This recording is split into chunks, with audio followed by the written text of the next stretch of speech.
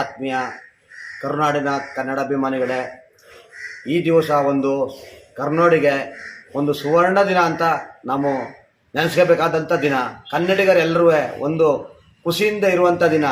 ಏಕೆಂದರೆ ನಮ್ಮ ಸಿದ್ದರಾಮಣ್ಣನವರು, ಮುಖ್ಯಮಂತ್ರಿ ಸಿದ್ದರಾಮಣ್ಣವರು, ದೇವರಾಜ ಅರಸು ಅವರು ಆಡಳಿತ ನಡೆಸಿದ್ದ ದೀರ್ಘಕಾಲದ ಅವಧಿಯನ್ನು ಇವತ್ತು ಮೀರಿ ಅವರು ನಡೆಸ್ತಾ ಇದ್ದಾರೆ. ಅಂದರೆ ಇದು ಕರುನಾಡಿನ ಜನತೆಯ ಸಿಕ್ತಂಥ ಜಯ ಅಂತ ಅನ್ಕೋಬೋದು. ಜೊತೆಗೆ ಇನ್ನೊಂದು ಏನಪ್ಪ ಅಂತ ಅಂದರೆ, ನಮ್ಮ ವರ್ಣಾಸ್ ಕ್ಷೇತ್ರದ ಮಾದೇವು ನಾನು ಮಾತಾಡ್ತಿರೋದು.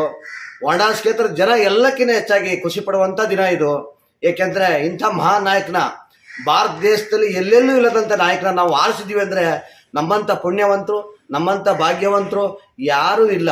ಈ ಕರ್ನಾಡಿಗೆ ನಾವು ಕೊಟ್ಟಿರುವಂಥ ಒಂದು ಕೊಡುಗೆ ವರ್ಣಾಸ್ ಕ್ಷೇತ್ರದ ಜನತೆ ಇವತ್ತು ಖುಷಿ ಪಡುವಂಥ ದಿನ ಅಂತ ಅಂದರೆ ಇದು ಹೆಮ್ಮೆಯ ದಿನ, ಕನ್ನಡಾಂಬೆಯ ದಿನ, ತಾಯಿ ಚಾಮುಂಡೇಶ್ವರಿಯ ದಿನ ಅಂತ ಅನ್ಕೋಬೋದು.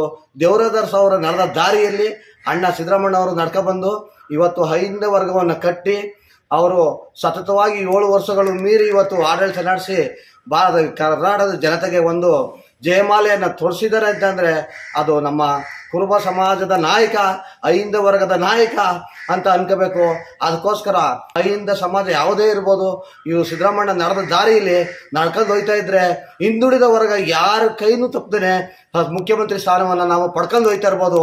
ಅದಕ್ಕೆ ಸಿದ್ದರಾಮಣ್ಣನ ಸಿದ್ದರಾಮಣ್ಣ ಅವರು, ದೇವರಾಜ ಅರಸು ಅವರು ನಡೆದ ದಾರಿಯಲ್ಲಿ ನಡ್ಕೊಂಡು ಬಂದಿದ್ದಾರೆ. ಅದಕ್ಕೆ ನಾವೆಲ್ಲ ಏನು ಮಾಡಬೇಕು ಅಂದರೆ, ಇವಾಗ ಸಿದ್ದರಾಮಣ್ಣ ಅವರು ನಡೆದ ದಾರಿಯಲ್ಲಿ ನಾವೆಲ್ಲ ಹೋದರೆ ನಾವು ನಮ್ಮ ಮಕ್ಕಳು ಮುಂದಿನ ದಿನ ಏನಾದ್ರು ಒಂದು ಸಾಧ್ಯ ಮಾಡ್ಬೋದು. ಈ ಕರ್ನಾಟಕದಲ್ಲಿ, ಈ ಭಾರತ ದೇಶದಲ್ಲಿ ಒಂದು ಹೆಸರನ್ನು ಮಾಡ್ಬೋದು ಅನ್ನೋದನ್ನ ನಾವು ತಿಳಿಸ್ಕೊಡ್ತಾ ಇದ್ದೀವಿ ಇವತ್ತು. ಜೈ ಹಿಂದ್, ಜೈ ಕರ್ನಾಟಕ, ಜೈ ಸಿದ್ದರಾಮಣ್ಣ.